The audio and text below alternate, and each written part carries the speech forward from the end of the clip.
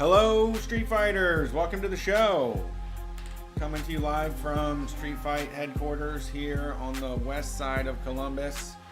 You can find us on all of your favorite podcasting apps or watch us live each week as we do the show on Facebook, Twitch, Twitter, or YouTube. We are moving to an earlier time so that I can tackle my sleep disorder properly. So look for us coming around 7 p.m. Eastern Standard Time on Wednesday nights. And still nighttime on Sunday. it counts. It's still 9 on Sundays. We're still 9 to midnight on Sundays. But Not for long, maybe. we are 7 or 6 now on Let's do 7. Wednesdays. Let's say 7. Oh, right now. Okay. Somewhere. Let's around not agree. there. Yeah. How about we not agree on that? Let's just figure it out every week. Yeah, it's a roundish time, really, is what it is, what we're getting at. You can find us on all of those platforms. You can find us on social media, Street Fight WCRS. And then also, if you want to listen to Shocktober Volume 3, if you want to know everybody talking about the Tuna Fish song and the Grease Man, you got to get in that Shocktober Volume 3. And if you sign up on the Patreon, you get access to Volume 1 and 2. So you win either way. And a bunch of one-offs. Yeah, lots They of stuff. happen throughout the year. Shocktober's happen. If you're just a Shocktober person, those also happen throughout the year. But also, the other series are great. I mean, Heat O'Brien Unleashed was a sensation. Yeah, and I'm putting together Hito Brett right now as we speak. Yeah, right on. It's gonna be a little hornier than mine. Yeah, we're gonna get down to it. Hell sure. yeah. Thank you to everybody that sent messages about Kasai co-hosting. He did a great job. Thank you once again to Kasai. Follow him, THICCUPPIE, on Instagram and Twitter. And he just released on his Substack an article that he wrote about biking and his dad and all kinds of sweet stuff. So check it out. He's a great writer. Yeah. I've heard good things from Sunday while I was sitting and watching TikToks with my daughter. That's what she wanted to do, so we sat on the couch and we watched TikToks. Wow. So That's the only real friends do that. Like my TikTok people that I send my TikToks to, like this just that strengthens your bond. If you can both laugh at the same, if you can both like lose it over the same 15-second clip, like you're bonded forever. Well, Gwen actually was showing me baby TikToks because she knows that I like babies. Okay. I'm a big babies guy. I mean, the way that people love to look at animals, I feel that way about tiny humans. Wow. What about like when they throw cheese slices on their face and shit? Is that what she's watching? Well, that's funny too. I don't mind any of that. I was a big fan of I can't tell you who the baby is because as soon as I open up that stupid app, it starts screaming at me. But it is a probably 3 or 4 year old that talks like an adult. And that is the cutest thing I've ever seen in my entire life. We watched every single one of her videos. It was just sweet. It was the bee's knees. Oh, wow. I'm going to tell you the truth. I really am a huge fan of babies that talk and dress and act like adults. Okay. Yeah, I don't know. I haven't seen that one. Huh? I haven't seen that one. I'll get the name. I'm a big fan of Heavy Metal Baby. She's a little baby that drums. Her dad drums for her, but that's one of my favorite babies online. If we're doing baby talk to start this thing out. Yeah. But also my other secret love is kids getting hurt. That's like one of the best Instagrams ever is kids getting hurt. Because that shit is so wild. Yeah, that's funny too. And she also showed me a little boy that when things don't go his way, he just throws himself on the ground. Yeah. And I identify with that baby. actually. Big fan of that toddler. Nice. Yeah, I'm a big toddler guy. I like toddlers. There's really no toddlers around me anymore. You know, baby fever. I spent the first part of my adult life saying, don't bring any kids around me. And then I became a huge fan of the toddler. And then all the toddlers grew up, and now they're all just kids. And they stare at their dang iPads all the time now. Yeah. You know?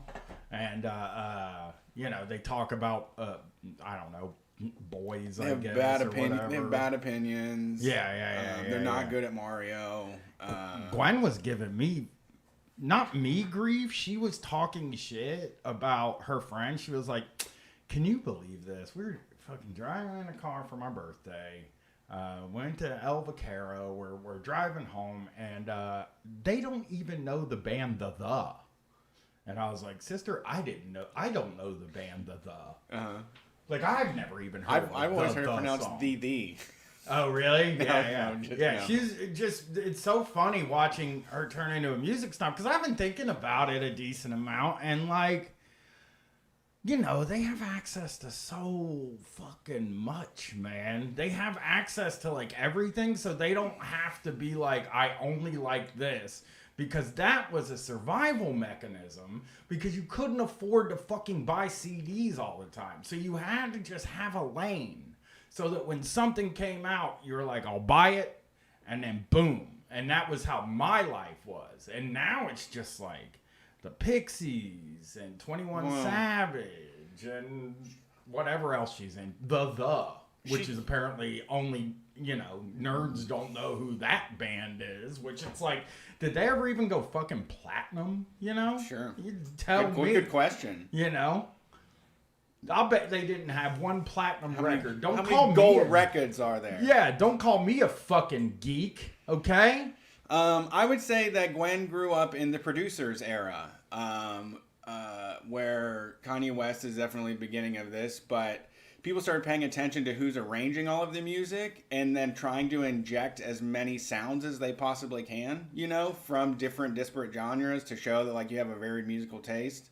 And like Lil Nas X, I think, is also one that's really good, where he can just make sounds into an amazing arrangement that's like ear candy. Yeah. And that's what kids have. I mean, yeah. I stole music like crazy, so I was very early music snob, but I also had a record player when I was like 15. Because I was addicted to the thrift store. I didn't have any money, so the thrift store is where I would buy albums for $1 and just like give them a fucking chance. Yeah. Oh, so the really bad with SEO. You can't search if they're platinum. It's punk. Yeah.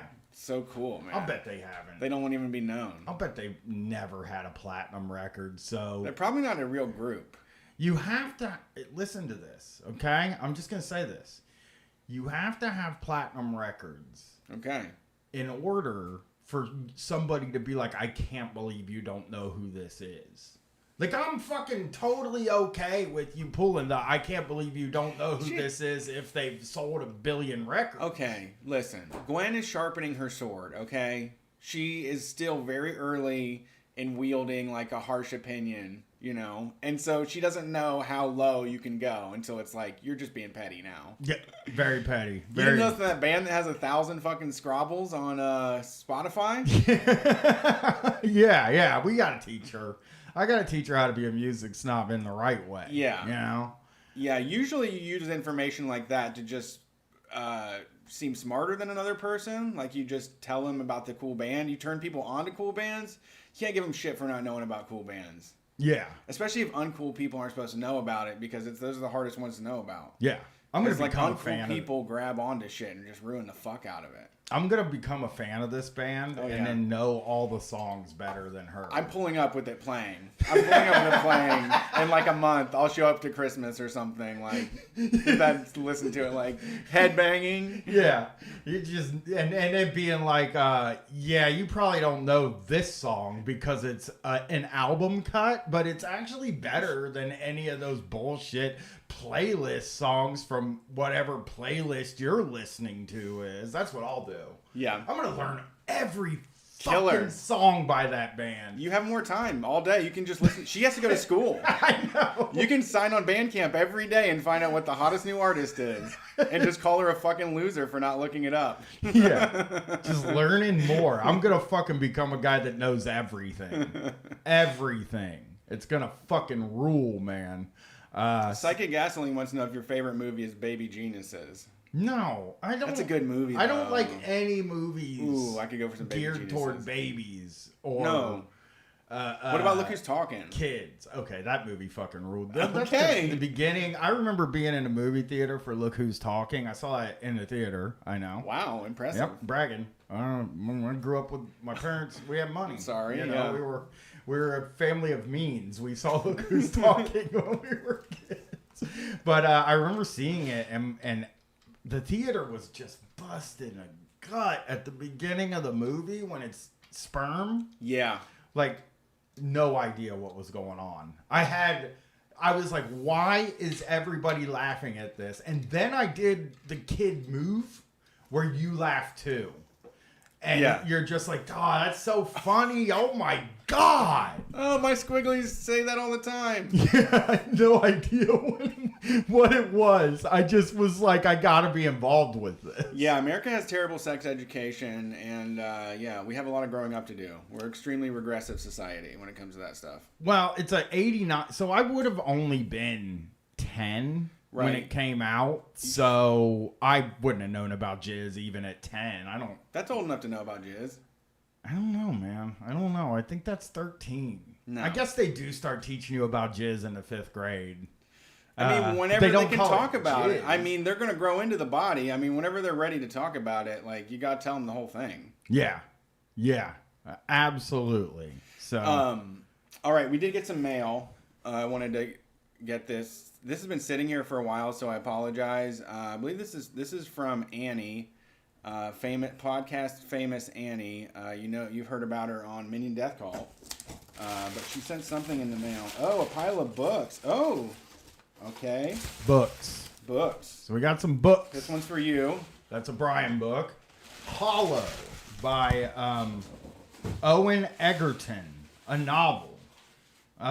This seems like something I might read. It's got the, like, kind of thing. Okay. Filled to the brim with wonder and the sadness of being... Well, I am sad all the time. Yeah, so. It sounds like she might have nailed it. Oh, okay.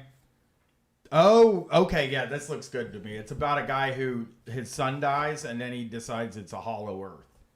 Oh, perfect. So that does sound like something the Yeah. B-Man would be totally into. This one's, for me, Kings of the Wild, with the Y. Okay. It says the boys are back in town, which I'm always, happy to hear that song.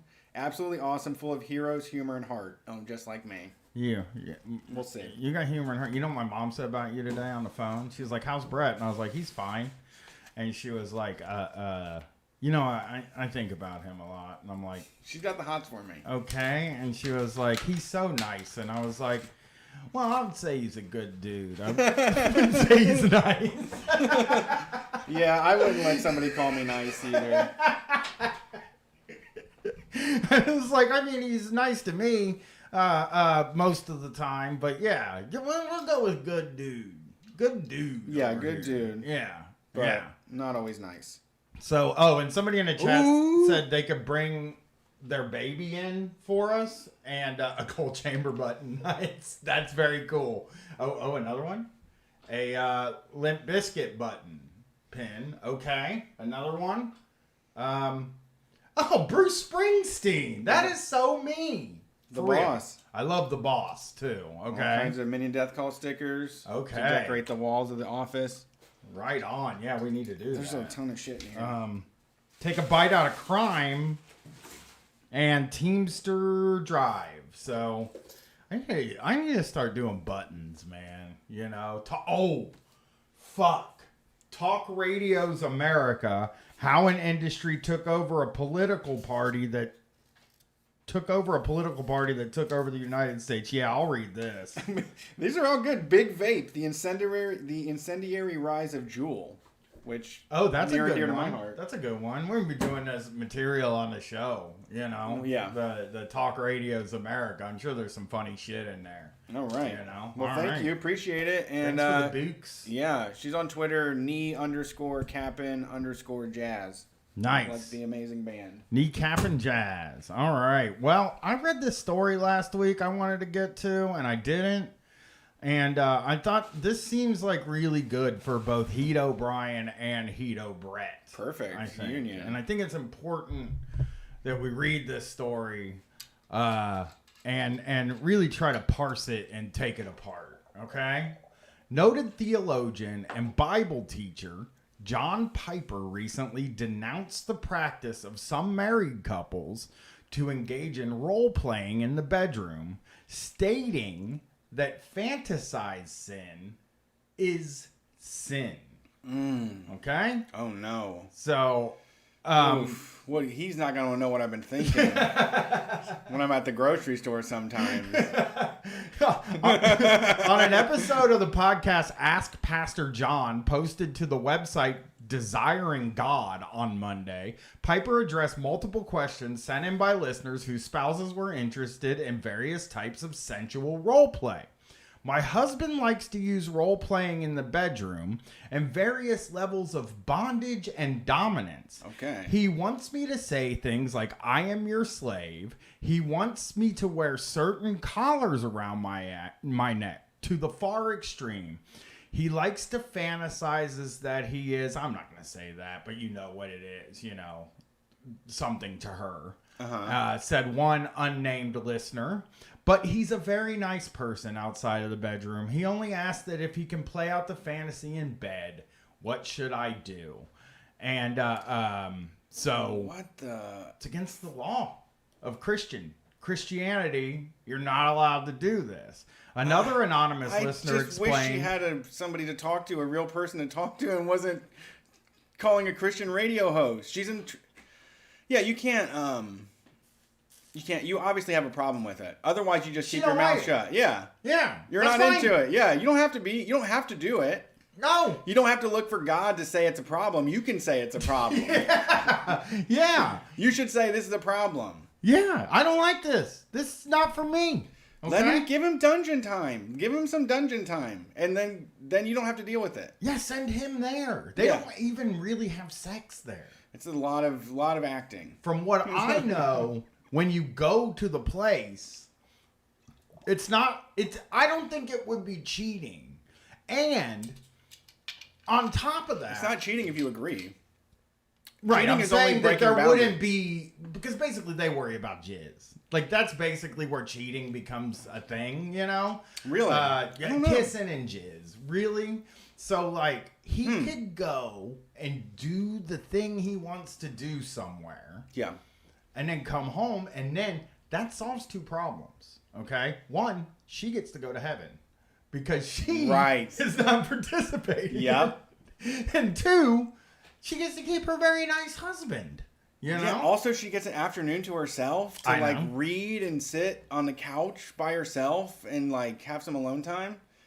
Yeah. Another anonymous listener explained that a counselor had told her that her and her husband role-playing was okay in the marriage bed with mutual consent. Okay. Piper, an author and chancellor of Bethlehem College and Seminary in Minneapolis, Minnesota, responded by saying that fantasized sin is sin, no matter how many people agree on it. Damn, come on, man. We made it up, though. We just thought about it. We didn't do it. I don't even know, like... I mean, aren't you, like, basically in Christianity, like, kind of allowed to do whatever you want in sex if you're married? You know? Isn't that, like, the believed thing? Seems unfair. Youth pastors do say, like, hey, I get it. Everybody has urges. Let's wait until marriage, and then she can pwn that dick. Yeah. You know? Yeah. Like, then that's when they try to get nasty and tell people, like, yeah, you're allowed to do whatever you want. But extremely repressive and backwards ideas in most of that kind of traditional marriage relationship shit. Yeah. You have heard that it was said, you shall not commit adultery, but I say to you, that everyone who looks at a woman with lustful intent has already committed adultery with her in his heart. Coveted a motherfucker's wife. This dude is at the Kroger's. He's hardcore. This is as hardcore as it gets. This is like busting somebody for something they can't control. Well, this is a good way to take ownership of like weak-minded people, because then they feel like every thought is betraying them, you know? Anytime they have a lustful thought about like a coworker, now they're going to hell, you know? And it makes them more afraid and more willing to open their pocketbook for this fucking asshole. Yeah. I mean, I would probably, and this is just me, I know, as long as I'm going to heaven, you know, the people around me, I love the people around me, but I assume there's so many more people up there. You know what I mean? It's like you start thinking about everybody that died. There's like, you're gonna meet people that are like the people that are in your life up in heaven, probably. Okay. I assume that's how it works. I'm not trying to be mean. Brian is like, hey, I didn't believe any of that devil worshipping bullshit. He's like flipping everybody off as he ascends into the clouds. Yeah. Yeah. Like, fuck, dude. Yeah. When I got pentagram tattoos, motherfucker. I thought you were down. When I go to heaven, I will be looking at everybody like, y'all should have done what I did, which was hedge your bets at every opportunity. Okay? Yeah. Like, oh, I'm atheist. And then later on at night, I go home and I'm like, I ain't really atheist. I'm just saying that to be cool. Yeah. You know? Yeah. I was so happy when being an atheist wasn't cool anymore, man, because I was like, now I don't even have to say it. You know? That's true. Not Jesus. I'm going to be fine. Yeah, now me and Jesus can have our relationship all by ourselves. Yeah, behind closed doors. Yeah, I don't have to tell anybody about it. What happens behind closed doors with me and Jesus is up to me That's and our Jesus. thing, yeah. Yeah. I was actually thinking today, you know, I don't believe in God, but I believe in the Lord. Okay. Like, the Lord is who I, like, cry out to, or I'm just like, oh, Lord, please just make this go away. Yeah. And it's some sort of, like, everlasting... It's not a sentient thing, but it's just that, like, with time, like, everything goes away, you know? Or, I don't know, just, like, a way for me to call, like, please tell me somebody saw how fucking crazy that was, you know? It's... I don't know. The Lord. I talk to the Lord. Yeah. When I'm feeling wild. Oh, I told the story about how I used to pray. You know what I mean? When I was a kid, like if I lost something, when I would lose something when I was a kid, I had gone to Sunday school probably 6 times in my whole life, really. Okay. Like I never was in a church situation in my life, really, but I did go to Sunday school once, and they were like, if something's lost and you need to find it, you know, if you pray, Jesus will shine a light on it. And I took that super fucking literal. Yeah. And like, if I lost something in the house, there was this one time where I lost one of my shoes. I don't know how it happened. I don't feel as bad about it now, though, because I was hanging out with you on Sunday and I found out your kid lost her pants somewhere. So yeah, I had to take her ass home, like in the car, sitting in her underwear on the car seat, because I was so fucking tired of looking for the pants, and they were so gone. Yeah, stolen. So they were stolen. That's what I'm saying about the shoe. I never ended up finding this shoe. Yeah. And my parents were like, so what happened was my parents caught me going outside with flippers on. You know, like the kind you swim in. Mm-hmm. Like I put 2 of those on. I started to walk outside. No, my plan was to just fucking take them off and run around without shoes on. But they were like, you are not allowed to leave the house until you find your shoes. I fucking never found those shoes. But the whole time I was praying that Jesus would shine a light on it. I think that might have been when I like turned into an atheist. I was so annoyed that I never found those shoes. Sure. After, you know, I did the work. I said, you know, come on, Jesus, show me them shoes. Yeah, you thought it was just a magic trick. Yeah. Well, yeah, it kind of is. You've heard, so anyway, this guy goes, with the passage in mind, Piper said that Jesus' standard of holiness is not merely a standard of bodily deeds, but also of mental delights. If you need... I love them. Keep me going in the line at the BMV. If you need ever more kinky sex, ever more bizarre, unconventional, Yep. conventional sexual acts Check. at the expense of your spouse's enjoyment, you are elevating your appetite above his or her delights. That's not the way of Christ. Okay, he turned it around. Yeah, I That's agree. right on. Yeah, that is right, but I think that is assuming that, like, the people asking didn't kind of like it. I think, like, you know, you can make an assumption that the people that wrote in were kind of like, I don't dig this, but he does, and I'm just doing it for him. But you also got to think, like, some of these people are probably into it, but afraid they're going to go to hell for it. Sure. You gotta think of on that end, when you love Jesus that much, man, you gotta be thinking all the time about how you might go to hell. I know, but he kind of bylined it there where he said basically if like somebody else's pleasure causes you pain, that's not Christ-like. Like, Christ will put on like a full submissive outfit, wear the collar and everything if like you're both into it, but if it's un-Christ-like to throw BDSM on somebody that's not into it. Well, then he says, if you pursue a sexual act or an imagined sexual situation because it is more stimulating, scintillating, pleasurable because it is forbidden, then you are living out the way of the fool. Yeah, baby. Join me. I've been living out the way of the fool my whole life. It's the only way to be. Fool. Yeah. You get over the embarrassment very quickly. Yeah, so, yeah, I guess that's against the law now, you know, but then I started reading the comments. Oh, no. And a lot of people are like, you know, if you want to look at that Bible, dude, it doesn't say nothing about bondage and discipline and sadomasochism. Hey, God gave us butts. We can plug them up. Okay? God damn it. Stop it now. Stop talking about my dirty thoughts. Yeah. Jesus Christ. I mean, you took everything from me. I live this pious lifestyle. I can't even have dirty thoughts anymore. You're coming after my dirty fucking thoughts. Yeah, the world does. Here's one guy. The world does not understand that God invented sex. Ooh, points. And it was always meant to be more than simply physical. Whoa. Women. Okay, here he goes off. Women know this inherently more than men. It is the consummation of admiration, respect, soulmates, and physical exclusivity. Surveys have found that the most satisfied... This is not true for sure. Surveys have found that some of the most satisfied spouses are Christians. Not true across the board. There's a very high ideal that if you're able to find that, you have found something precious indeed.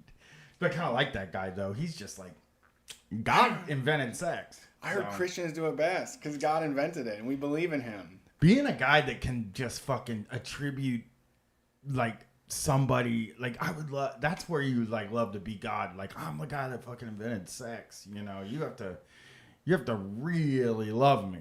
So, there we go. Love it. Just letting everybody know. You're going to hell if you're kinking it up, okay? That's where we want to be. Yeah, I mean, it's unfortunate, but, you know, being in hell can't be the worst thing in the world, you know? Here's the next thing. I got a little advice question that I read today that I was really irritated by. Okay. This is from Inc.com, INC. A reader asks, I'm hoping to get some advice on a situation I'm having with one of my employees. Michelle has worked here for almost a year. This is her first job after college and her second job ever. There are no issues at all with the quality of work. Oh, God. But Michelle makes drastic changes to her appearance, and these changes always happen during the workday. Most employees on my team are exempt, and this includes her, are exempt, and lunches are generally longer than an hour. Over her lunch, she will drastically change her hair, clothing, and makeup. She has got it together. I think it's cool. I do. This is perfect because it takes me solid 3 hours sitting in the bed before I'm getting up to do my makeup or take a shower and do shit like that. Yeah. So you go to work, start at 8, get off at 11, or go to lunch at 11, Do a makeup tutorial on YouTube in your motherfucking car and monetize that shit and then go back looking great. I would even say that, like, maybe she puts on her cruddy stuff in the morning. Yeah, like a base coat. Yeah. Primer. It's just primer in the morning. You just get up, you drop your cruddy stuff on you, then you go home and fix it when you're more awake. If this doesn't end, I'm thoroughly impressed and would like to learn a lot from her. I'm going to be very pissed because this is incredible. For example, on a given day, she has long blonde hair, almost no makeup, and is wearing a gray suit. After lunch, she returns with black hair that's ear length on one side and chin length on the other, with noticeable makeup and a black suit. Fuck yeah! Or she has shoulder length curly hair that she is wearing down, and she comes back with straight hair that is a different color. In an updo with an undercut. Since she started working here, at least once a month, she comes back from her lunch wearing drastically different clothes, shoes, makeup, and nails, and she has radically changed her hair over her lunch half a dozen times. I don't know if I should say anything. As her older male boss... Fuck it, I knew it was! I knew it was! Of course. Yeah. This woman's too erratic. This woman's having too much fun. She's too impressive. She's found a way to be successful and provocative. I want to dim that light. I don't even know. I want to shut her down. People like fucking putting on clothes. There's some people I like getting fucking dressed too. Yeah. Like I would if I think putting on cool clothes kicks ass, and it feels really good, and it feels really good to fucking come into work and, you know, looking good and stuff like that. Like, that feels good. No, I have creams and balms and smells and scents, razors, all that stuff. I have a long ass routine for if I'm getting fully ready for, like, to impress. Yeah. So I mean, when I read older male boss, I was like, I knew it, dude. He's probably my age, though. Intriguing. He's probably like my age, though. Oh, yeah. Right? Yeah, I mean, yeah. But not old. No. Unless he's 50 or 55 or 60. This is a guy problem. That's what you're saying. I mean, that's what it really is. It's just a guy problem. It is just like that. This type of thing is really fucking bothering him. Why? Why does it bother him? What could... Well, I'll go in here. As her older male boss, I don't want to seem like I am appearance policing. Dog, you do not know what that means. You cannot say that and then do it. You stop. You go do work on yourself to not think about this woman like that anymore. You go and you like shut it down. Every time you're bothered by it, you fucking stop. You pinch yourself really fucking hard. You take a lemon juice in the eye and you turn away from those thoughts and you don't indulge them to the point where you're fucking writing you were so much in love with this girl. I mean, you're fucking you're being psychotic. That's true. He could be, but he might not even be in love with her. He might just be fucking flipping out because, like, it's one of those old guy, young woman. She's at work, and it's just bothering him all day. She's just like doing anything. It's not maybe about like him being even sexually attracted to her or anything like that. It is literally like, look at what this young person is doing. Yeah. It bothers me. Yeah. Because that's where people fucking end up, dude. That is where a lot of guys just end up with like, that person's young and it is bothering me. Yeah. Everything they're doing bothers me. Yeah. Because there's nothing, because I don't want to seem like I'm appearance policing, and she's always within the norm for the dress code / appearance within our office and industry. However, here's where he gets into his feelings. Yes. Which we've been waiting. Yeah, we're waiting. Yeah. No, we really wanted to know how this has harmed you.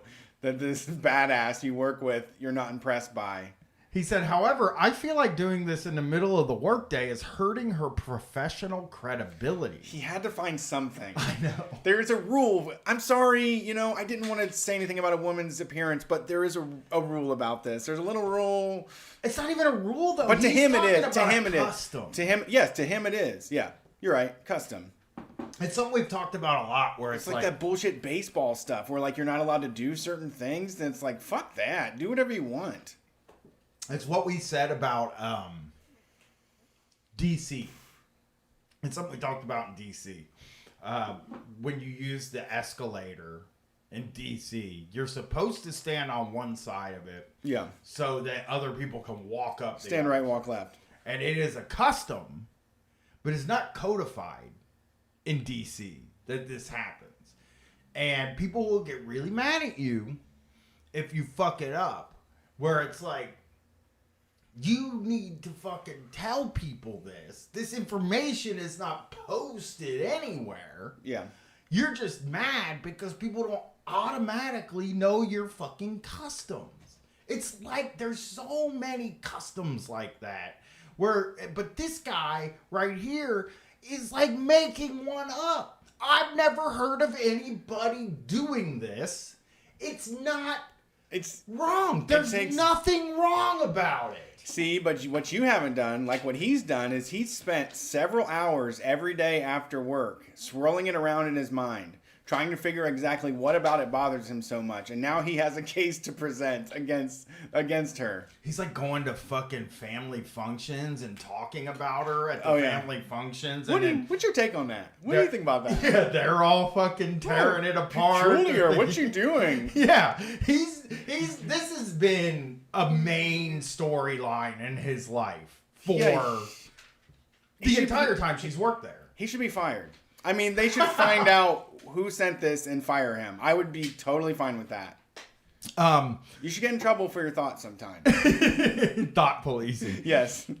However, so he says professional credibility, which I don't think it even would. I would think it would fucking up your professional credibility to do this because you're fucking really cared.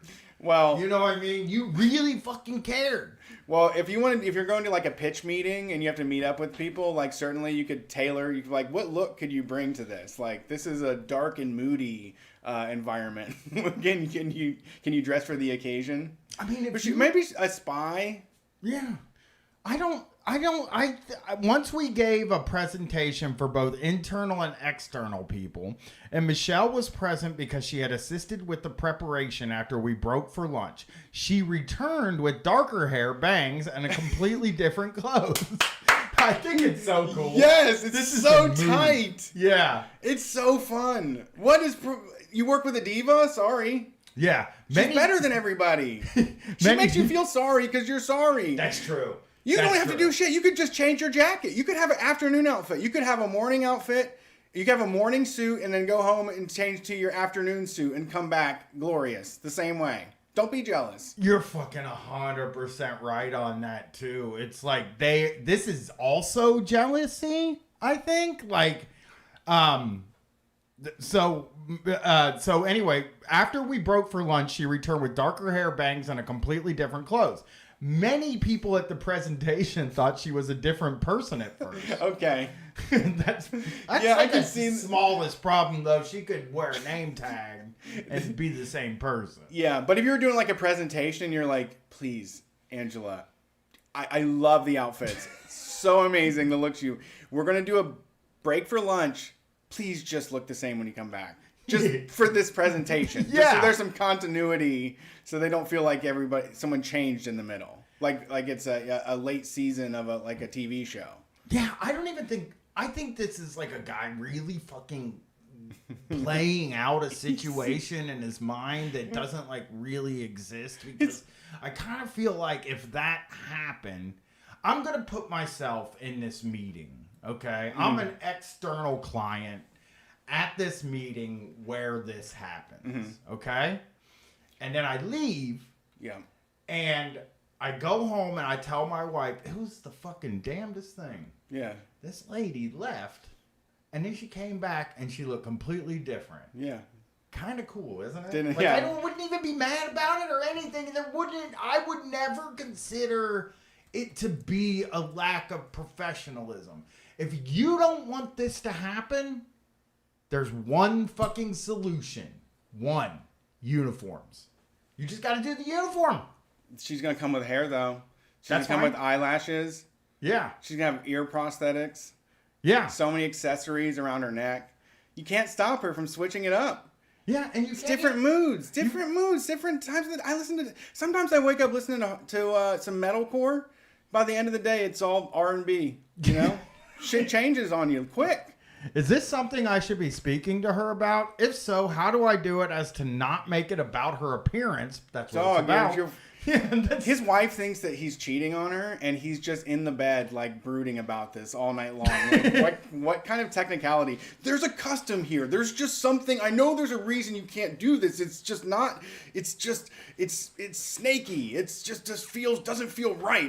It's deceptive. I'm just so bothered by it. I know. I'm not bothered. I cannot stress how I am not bothered by this. This does not bother me in even the smallest amount. Like, this would not. But I would talk about it with people. I would probably go as far as to call Michelle a freak to my friends. Like, this fucking freak leaves work, and I'd go crazy about it. Oh, no. I'd make fun of her probably. Oh, no. But respect. I would respect her. I wouldn't hold it against her, and I wouldn't think it was not professional. I would just think this is very strange behavior. Yeah. But this guy's this guy is not that way. He seems bent on making her not do it. What bothers me about this is, has he never thought to ask her about it? I know. Because he never thought when she came back to work and looked completely different, just to be like, what's this? What's the situation? Yeah, that's appropriate. And that's fair. Yeah. You are allowed to say, like, you came here looking like Punky Brewster and now you're Michelle Pfeiffer. What happened? Yeah. That's fucking perfectly reasonable thing to ask. And the other thing about that is, she probably wants people to ask her what's going on here. Yeah. I think. I would imagine when you do something like this, it's attention. You think it's a cry for help? No. Attention. She wants it. She's like me. She wants all the attention. It's easy. You just put your hands together and make a sound with them. You just say, go ahead. That's all you do is say, go ahead. That's all you say. Yeah, yeah. Just tell, it's definitely I don't have time in my life to do that. So I would be, once again, coming from a place of jealousy if I commented on the issue. But yeah, I mean, for the most part, I don't have enough time to do that. He makes it sound like she's doing like a quick change magic act on him or something. But it's not every day though. It's just sometimes. Yeah. Well, maybe she has different occasions to go to. Maybe she's going to do a goth show one night and then she's going to like Taylor Swift, another one. So it happens to all of us. Yeah. We have to do different looks, and we have to be ready to go after work. We're not eating. We're going straight to happy hour, and then we're going to meet our bae. Yeah, it's not a big deal. It's just not even... So the advice person said, like, it's not a big deal. I mean, if you really think that people are thinking she's unprofessional for it, I guess you could just explain that to her. But... yeah, it sounds like she followed every single rule. You are allowed to do what you want to do on lunch. What is he saying? Like, oh no, lunch is for eating. Yeah. I mean, you go home on lunch and you eat food. If you're playing NBA 2K and smoking a blunt, that's fine. I get it. But why are you changing your appearance? It just keeps me up all night long. Yeah. All you can ask. It's just a guy afraid to talk to a young woman. I know. And that's all it is. He just could have, and now he's going to get fired. As soon as he opens his mouth, he's going to say something. He's going to call her the B word or something and just be weird because he's built it up so much. When he could have just like walked up and said, damn, you look different. What happened? Yeah. I was going to say, damn, you look different. Like, they have to deal with that. Like, no one's doing it on the sly. Like, you can't go, I couldn't put on like a 10-gallon cowboy hat and come back into a party and be like, don't talk about my fucking hat. That's true. Exactly. That is a goddamn good point there. Perfectly good way to explain that. So I saw this story today on Market Watch that I really liked. And it made me feel really? Oh, yeah. Oh, yeah, Market Watch. It's a good site, isn't it? No. I mean, it's one of those sites, I think it's owned by like NBC, and it's about the market. So, we love the market here, I guess. You know, the fish market, the green market. It's just one of those things that Google always pushes to me because of the type of stuff that I look for the show. Yeah, you're a market guy. You're a market anarchist. Oh, yeah, not that. I'm not a nap guy or any of those things. Okay, you leave me alone. Call it a 5 million finger discount. A father-daughter duo from Atlanta has been sentenced to more than 5 years in prison. Ouch. Oh my God. Very long time. I mean, the reality of prison, unacceptable. I mean, for any amount of time. So here it is, though. Here's what they did, which it makes it even more unacceptable to me. I actually feel like what they did is basically what a business does. Okay. This is how I feel. Let's and rock I'll with it. explain this. They got over 5 years in prison for deploying an army of professional shoplifters to steal millions of dollars of merchandise from retailers such as CVS and Target, and then selling the goods online. Okay. That's kind of like like diamond companies. Isn't that kind of like what they do? They send a bunch of miners over to a country, or they don't even send the miners. They just use the people there and then take the stuff that they mine. You know what I mean? Like, they're mining. These are just miners, okay? Okay.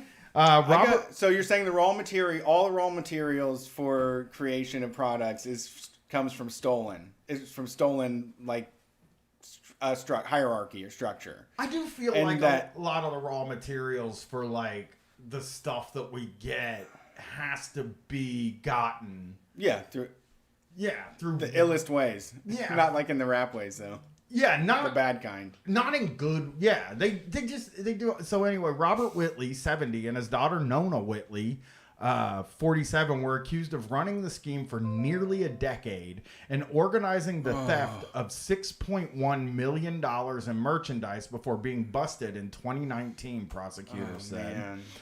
The pair pled guilty in April to interstate transportation of stolen property.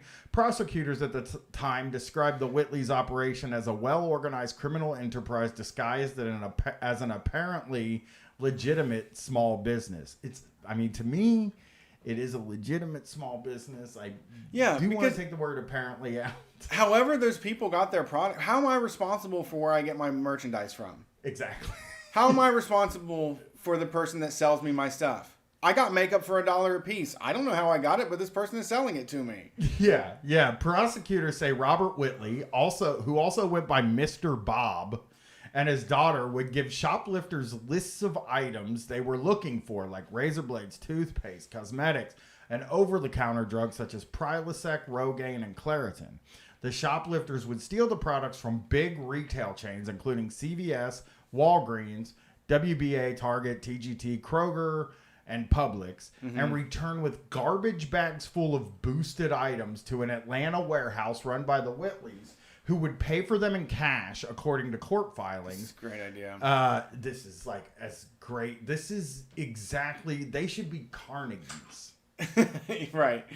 Like they're doing what like all of the legacy families of the Kennedys and the Carnegies did stuff like this too. Yeah, that's true. That's more apt because they are taking advantage of our like brave stealers out there. Those brave people that will run whenever the alarm goes off.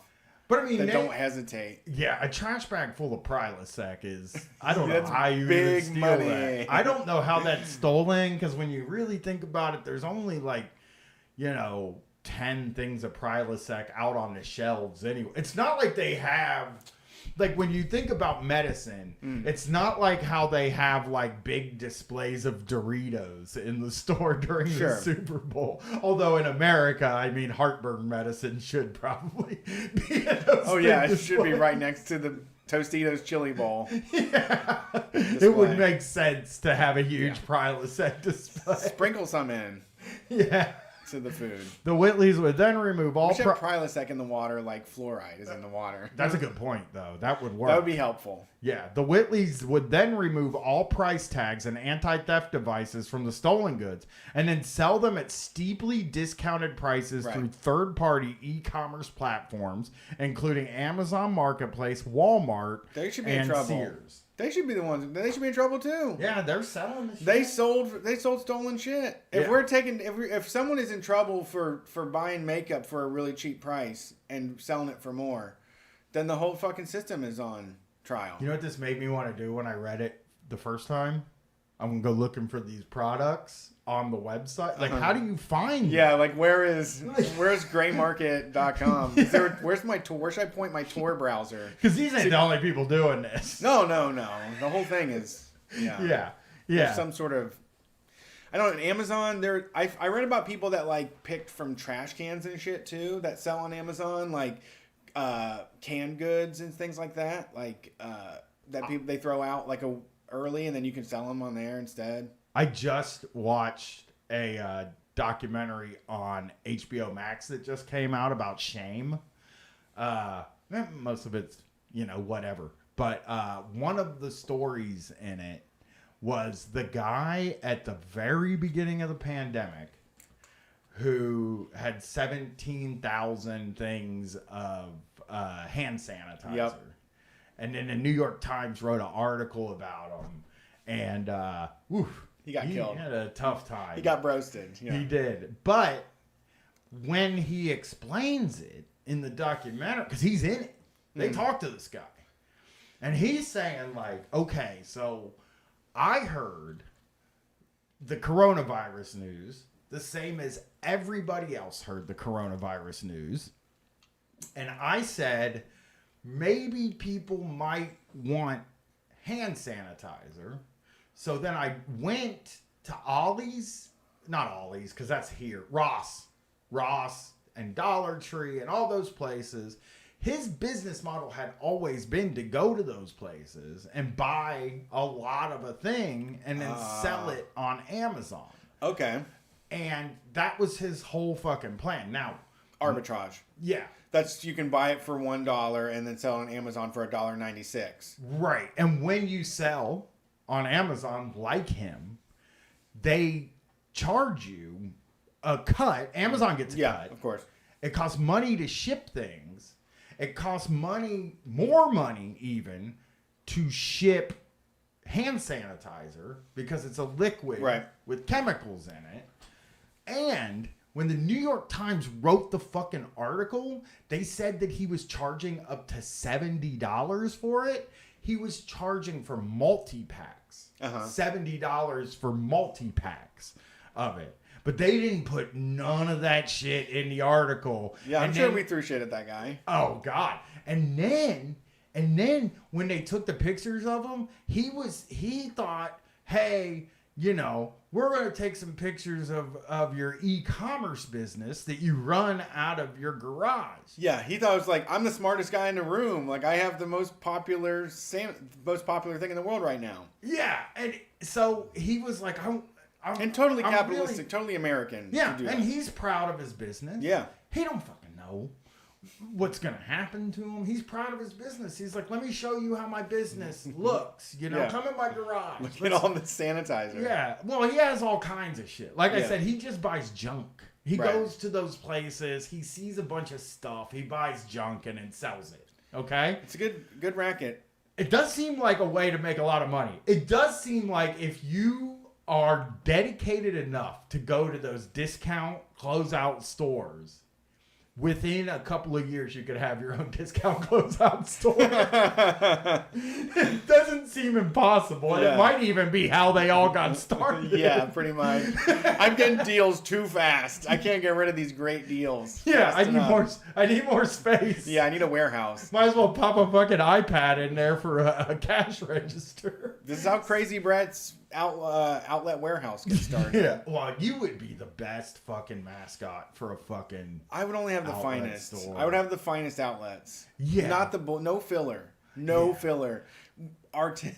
Like a boutique outlet shopping where like I literally found this for like a really good deal. Like you're gonna love it. You would be so fucking good at the commercials where you're fucking tearing your hair out. I'm fucking selling all this stuff. Sweating and losing my mind. Yeah, that would be great. So anyway, they're taking pictures of him while he's showing off, and they told him to look sad. Yeah, you're getting set up, dog. Instead of like, he was Yeah, smiling, elated, I'm yeah. showing you my shit. And they were like, I'm about to be paid, y'all.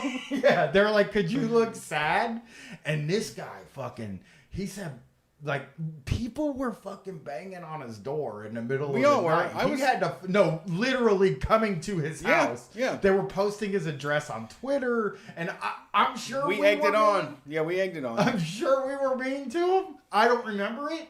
And I'm going to say I actually wasn't. I was like, I rise above this kind of thing. I'm Christ-like in a way, in that way. But I felt like really bad for the fucking guy by the end of it, you know? For price gougers? He's not a price gouger, though, dude. He's a multi-pack seller. He's not a price gouger. He's a multi-pack seller. Yeah. He had to move his family out of the house for a while and stay at an Airbnb. God damn. Like, he was scared, man. People were just sending him emails like, I'm going to fucking come and shoot you and your family. Yeah. Give me the sanitizer, fucker! He's still not allowed to sell online anymore either. Oh, he got They blacklisted? fucking pulled him off and told him, they still tell him, like, no, you ain't fucking selling anymore online. Oh my god, I hope he got a warehouse. He has this garage full of stuff that he can't sell. Facebook Marketplace? Maybe he marketplace business. Yeah. Amazon got him though. They're just like, you ain't ever selling on here again. Man. So it was an interesting story, but I feel like this story that we're covering though, that's what it like feels. It really, other than the fact that they're stealing it, they're having people steal it. No, they're not having people stealing it. See, that's police language. Okay. Somebody comes to them with merchandise that's very cheap that you can sell for more money. But they're telling people what they need. They dropped a piece of paper on the ground and somebody else picked it up. Who can be held accountable at that point? I think the problem comes in when Mr. Bob says, hey, I need fucking a pallet of Prilosec. Hey, it's me, Mr. Bob, you know, the guy in charge of this operation. Yeah. Your numbers on Prilosec fucking suck this month. It's chili season. Get out there. Yeah. Yeah. Cracking the whip. Did they get I wonder what the bonus structure was like. Oh. See, that unregulated economy stuff is like, it really, you know, harms people's earning potential. Man, when investigators shut the Whitley's business down, I think that they still call it a business, though. That's cool. I mean, that is respectful at the very fucking least. I hope they buried a bunch of money. I've been thinking about that so much lately, man. I just watched a thing about a fucking guy that stole all this, or it was a race car driver. This guy's a race car driver, and he paid to get his Indy car and his other car. He first was doing experimental car racing. Who is this? He's a race car guy. He's a documentary on Netflix called Bad Sports. He's a race car guy. I'll watch this one. He raced in the Indy 500, but the way that he got it was by smuggling weed into the country and selling it. And he ended up getting fucking busted for it. And then he also ran. But I was praying, and they put his dad in fucking jail because his dad buried $3 million for his wife and kids. Oh, no. And on his property, on a tobacco farm. They took the goddamn tobacco farm and they fucking put his dad in prison. Holy shit. Yeah. That's any dad would do that. I know. The government should. I mean, all of our movies are about that. But the government does that to people. I know. Like I worry about it all the time. So many mobster things and shit like that, where they're like, they bust one guy, and then they're like, "I heard your dad helped you. I'm gonna fucking bust your dad too, and your cousin, and all these fucking people." It's just such bullshit. It's like, so after I watched that, all I could think was like, I hope that dude buried like $10 million. I mean, he was smuggling 155,000 tons of marijuana into the country. That's a lot. He bought a barge. Like one of those huge cargo ships. He was selling a ton of fucking weed. I mean, that is nice to think about though, being in jail and just knowing you have like a nest egg waiting for you. Yeah, but I would. I'll find out the guy. I think it's Randy Lanier. Randy Lanier. He's doing okay now. He's a cannabis brand. He's a cannabis brand ambassador now. Boo. So he's doing okay though. I mean, Yeah, that's good. At least you got at least you got to live that way. You should never went to jail. He had a fucking life sentence. Oh my god. But Obama pardoned him when he was pardoning all those drug offenders. Like Obama pardoned him. But oh no. I'm gonna have to get that deal someday. Yeah, that's a life sentence for weed. Man, there are just people in prison. He was in there for almost 30 years. Good Lord. But he did seem like, hey man, I raced in the Indy 500. Yeah. That was kind of cool. I'm not just a regular ass offender in here. Yeah, I'm high level here. No, even when he got out, he was just like, I raced in the Indy 500, and I'm like, that's what I really wanted to do. So, right, it was worth it. Yeah, it costs a lot of money to do that. You people don't understand how much money it costs to run a racing team. I guess I don't know. Yeah, no, it's so barbaric to think about spending.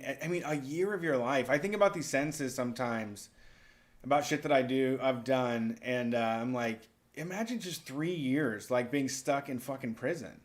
It's torture. Yeah. It's unacceptable. Yeah. A year. But over something that everybody fucking does all the time now. Yeah. Or everybody that's in there for that should just be out. Yeah, drugs are already, Yeah, drugs are in. Okay? Drugs are in. We all love drugs. They won. We all like them. Everybody's on them. People do love them. People are so into them. Let's do one more thing here that I found interesting from Columbus. This is a story that'll launch me into a serious anger spiral. Okay. A property management company in the Ohio State campus area is being sued. The class action lawsuit against North Step Realty was filed Friday in Franklin County Common Pleas Court. 6 plaintiffs, who are either current or former students, claim for years North Step has been systematically shortchanging its tenants when returning security deposits. I want to say this right now, guilty. Every management company is guilty. If I was a fucking judge for this, I would walk. I don't know how court works or anything like that. I would walk in, I'd read. I assume they give you a piece of paper. Yeah. I'd look at the paper, I'd read it, and then I would take the gavel, and I would bang on the thing, and I'd be like, guilty. Immediately guilty. Okay. They all do it, dude. The lawsuit claims North Step charges its tenants standard inflated amounts for cleaning and repairs inconsistent with the amount it owes its tenants at the end of their leases. The lawsuit claims under Ohio law, at the end of the lease, a landlord is only entitled to deduct actual damages from the security deposit. In other words, a landlord is not permitted to make a profit on the deductions from the tenant's security deposit. So landlords are being like, oh, this place is fucked up. I need to keep the whole thing. Yeah. And they're saying you need to show that you spent the money or the amount of damage happened. Or this is what they do a lot of times. You didn't clean it good enough. Yeah, we know. When you left. And you're just a lot. We've left apartments where I don't know, we swept up the stuff and left the pile in the place or something like that. I've never left an apartment looking very bad at all. Obviously I don't fucking scrub the walls or anything like that. I don't feel like that's my responsibility. I feel like that's their responsibility. Yeah. I've only gotten one deposit back in my entire life. But I just assumed it's because the other ones before I smoked in the house. You smoke cigarettes in the house. But I also think they just charge. They just decide that the cleaning fee is this much, when in reality, they gotta fucking clean the place anyway. Yeah, someone's gonna come in there and do something. Bring the dirt devil. So they can't charge you out of your deposit. Right, but they have to clean the house. They can. They can say it costs $139.99 to have the cleaners come through and do this, but it's not enough to take over your whole deposit. Yeah, that's what they get away with. When I left DC, we had no motherfucking money, and so I didn't pay the last month rent. That's smart. And like they got to keep the deposit, and they came after us forever trying to send us collections. And I'm like, you got the place back, and like you got the money you were missing. You keep the deposit. Like you're looking for $739. Like you have $730. I gave you $739 when I started up here. So how'd that work out? Yeah, I mean, they can't really do anything about just it. Collections hit. Who cares? We bought a fucking house. It didn't hurt nobody. So they hit you with collections anyway? Yeah, no, they put us in collections because we didn't pay the rent. Motherfuckers, they had the money. They had it. It was right then. They just had to cash the check. Yeah. Well, actually, they already had cashed it anyways. Yeah. Shit was spent. That was the problem, is they spent that shit 14 months ago. They love doing that. Oh, I don't ever think I'm ever getting a deposit back for the rest of my life. I just feel like I believe my place is so fucked up. I don't even try. Like I know somebody that like got on their hands and knees and washed a fucking place, and then got denied a security deposit, and then had to go all the way to court and spend their whole time going to court, and they got it by treating them, taking it all the way there. I would rather just leave the place in fucking shambles and skate. Yeah, I'm out. I get crazy on my wife whenever we moved about how much she cleaned. Yeah, because I was just like, there's no amount. This is their shit. No amount. This is their shit. You could get all your stuff out of there. Right. That's all you have to do. That's all you should ever have to do is get all your stuff out of there. This is a new chapter in their life with their place that they own. Like, we are donezo. Like, they can get the cobwebs. Yes. Yeah. Come on, I mean, update the place. We never wash the place anyways. Yeah. Oh, let's do one more, Brett. I saw this story. I thought it might freak you out a little bit. This is a Vice story, okay? You know what I want? Oh, can I jump into something? Oh, yeah, go for it. I don't know if this is real or not, and I've been avoiding reading the news on a regular basis, but it kind of relates to that weed money thing we were talking about. Are they really going to look at $600 deposits? What do you mean by $600 deposits? There's some new bill or something that like the Democrats are putting through where like any deposit over $600 has to be reported to the IRS. Oh, like if you just drop $700 cash in the bank, then they have to tell on you. Really? Yeah. Oh, yeah, I did see that. That's the conservatives are flipped out about it. I'm flipped out. I mean, I'm a conservative then. I'm flipped out too. No. $600? That's nothing. Yeah, you get nothing for $600. Yeah, that's no struggle for a week on $600. They should be allowed. If they're gonna do it, that number needs to be $6 million. Yeah, I think if you deposit, if I go and deposit $6 million in my bank account, you can report that and tell people. Yeah, that's it. Pay attention. I won't be doing that. Listen to this story, Brett. Listen to this thing. This is for our European friends in the UK. An anti-cocaine spray being used by police in the UK to stop people from snorting cocaine in pubs has been criticized as a gimmick by drug safety experts. The spray, called Block It, supposedly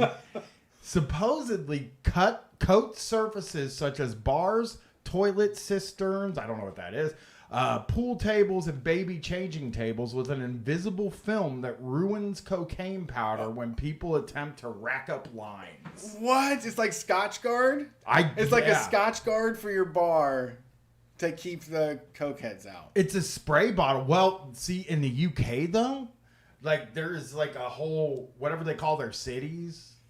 Like, I think it's a hamlet. Provinces. Or a burg or something like that. Whatever. Who knows? Whatever they call their cities, there's a whole one where they're requiring, in order to keep your liquor license, you gotta spray it that down. you got to spray down your toilets and your bar and all that stuff. So people can't do coke there. Sure, I mean, yeah, that's not going to do it. Well, that's what somebody it's not possible. Yeah, it's being used in 600 licensed premises across the country. It has also been used on surfaces in cinemas, colleges, and libraries. They claim it has dramatically reduced drug use in problem pubs. Oh, really? Has it? I highly doubt that. Really? Yeah. What's the data there? There isn't any. That's what's funny about it. But drug experts have questioned the effectiveness of the spray to stop drug use in venues. Many cocaine users in pubs snort the drug straight off keys, the corners of debit cards, or simply chop up lines on their mobile phones. That's what my investigations has checked out with. You've done some investigations into this and have found. Okay, Jam Ixon in the chat. This is a good one. Can't do a line off of sticky double-sided tape. Yeah. That would be the only thing that could stop it. That could. If it was like adhesive, everything was like covered in fucking adhesive. Yeah. I mean, But still doesn't. Once What again, this- my card it still fits. what this seems like to me is a carny ass company Smart. that got the government to fucking buy in. Yeah. Because the government Solutions. They need solutions. Yeah, the government loves to buy into anti-drug stuff. They Yeah. love it. We have talked about those weed glasses, dude, that we wanted to buy, but they're like a lot of money. It's not too much. Yes, we they should are. buy- I think they hit like $1,000 bucks, No, dude. no. Weed. They were a couple $100. We have the money to do it. Yeah, the I weed. could just goggles. smoke weed and put on glasses, though. I understand, but I think the know. reason that you want to do the weed goggles Mm-hmm. is because they are what cops think weed does to you. Right, that's true. You know what I mean? Like a cop that's never tried it. Fatal vision. Fatal, yes, it's called Fatal Vision, and they have all kinds Oh, of these stuff. are expensive. I as told you. Fuck. They have dog. a $1,000 marijuana impairment mat where That's did cheap. you see it? No. You put a mat on the floor and it's got a steering wheel with a long bar, and you have to drive on the street on the mat on the floor. It's like one of those busy road like carpets that you put in your kid's like bedroom. Yes. And now someone has a steering wheel with like a skateboard wheel on it. Yes. For $1,000. It's $140 for the steering wheel, so What? it's $1,000 for the mat and $140 for the steering wheel. Is this what sober people do for fun? Yeah. If I guess I'm gonna wake up to this. This will be my wake and bake.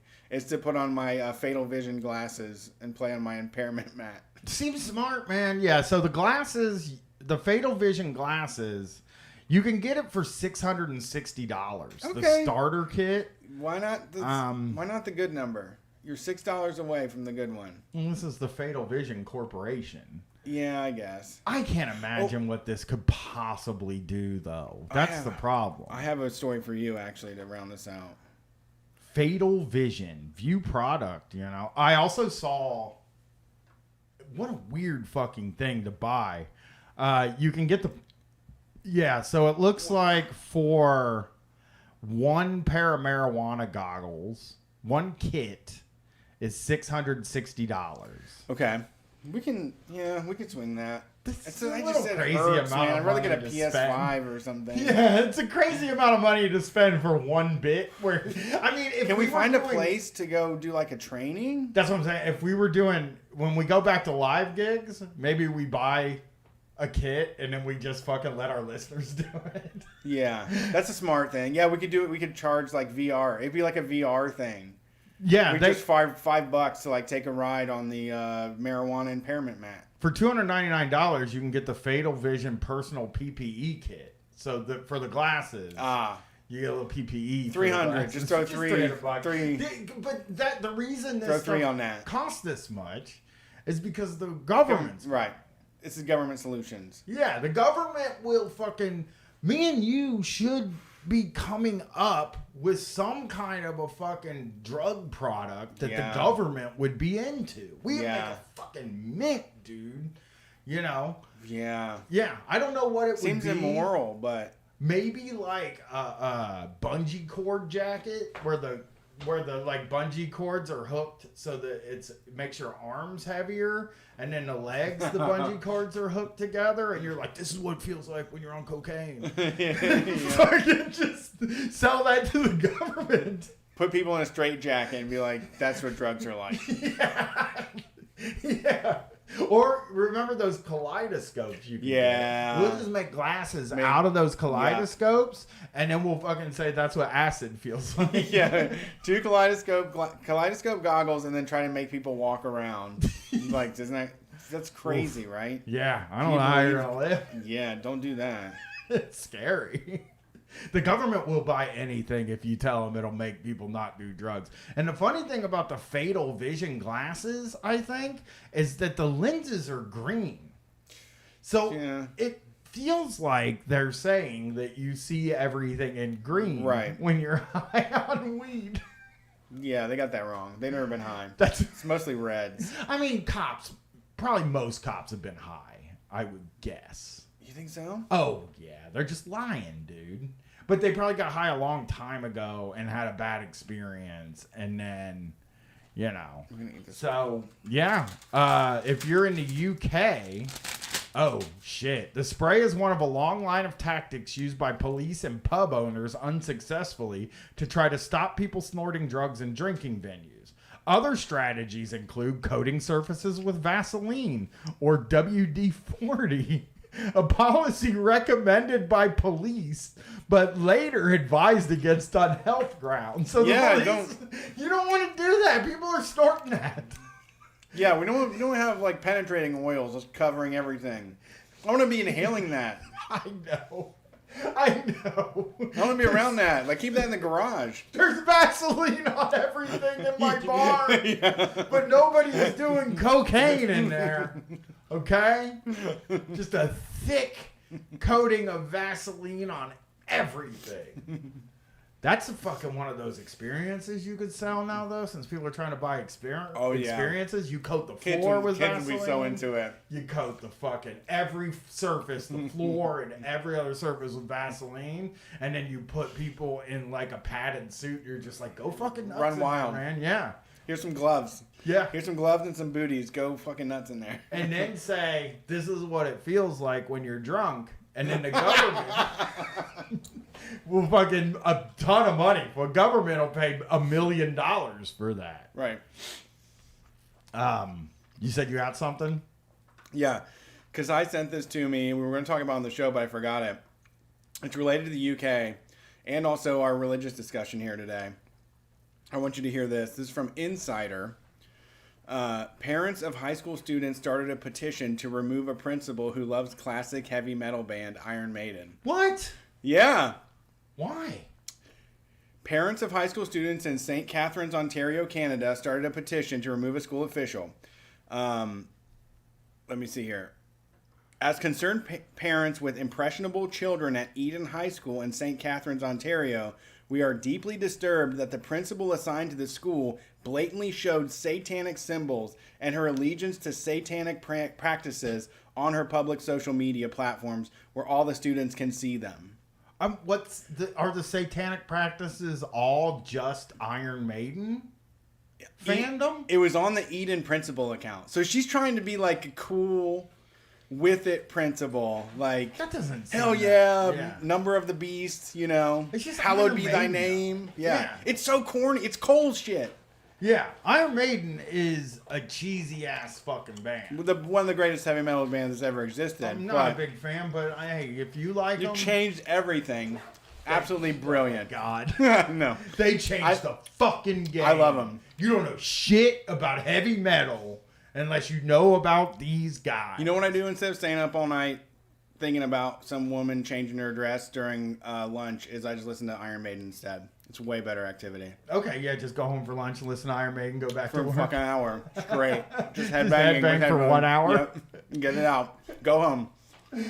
That is crazy, man. Yeah. So, she made her own sign. An update to the petition said they didn't want to remove Burns because she loved Iron Maiden, but because of openly displaying her own handmade sign with 666 clearly displayed on it. I mean, but we were doing religious persecution now or something? That's what it is. Yeah. Yeah. Why we have a right to be in our devilish ways. You know where we're going? We made a deal with the devil. We're going to hell. Yeah. We're going to hell. It's fine. Highway to hell. AC/DC said it. It's just exactly like what we talked about earlier. That like, hey, if I want to go to hell, don't fucking stop me. Yeah. You know, your don't kids aren't going to go to me. hell because I'm fucking into hell. Okay? Yeah, go live a chaste lifestyle in heaven or something. Yeah. Keep me out of it.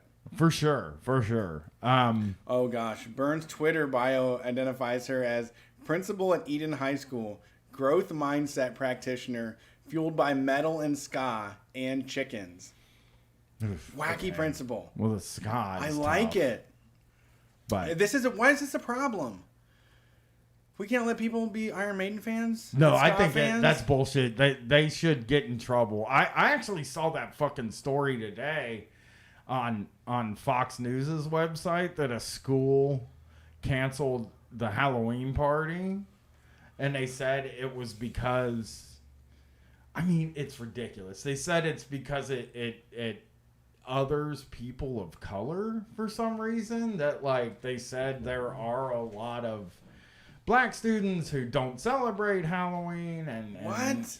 I feel the same way when I saw it. I mean, maybe, I guess, I don't know, but that sounds like a deep, like, Blaze.com hit or something. it was Fox News, yeah. That's where they were talking about it. But I was just like, I don't know, man. I've not seen it. Yeah, I mean, black people also like Halloween. Yes. That's not so. I don't feel out of place saying.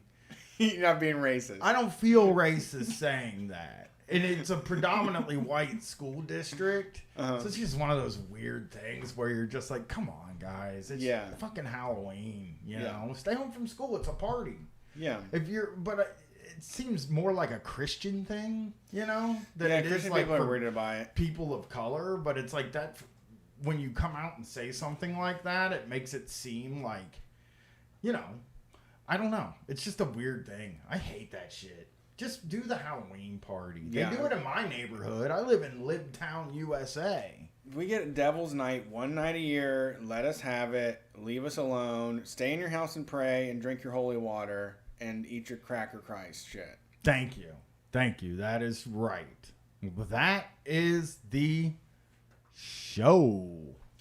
Thank you for listening. I went to Lucy Dacus last night. It was fucking amazing. If you ever have the chance to see her, it was like mind-blowingly good. One of the best shows I've ever seen. We'll be back on Sunday to take calls, probably for 2 hours, because I have to get up and get my kid the next day. But we will be here 9 p.m. on Sunday. Street Fight. You know where to find us. I said it at the beginning of the show. Just restart the episode if you want to get all that information. Peace. Oh, I gotta do this. Oh, now I'm sitting here with nothing to say.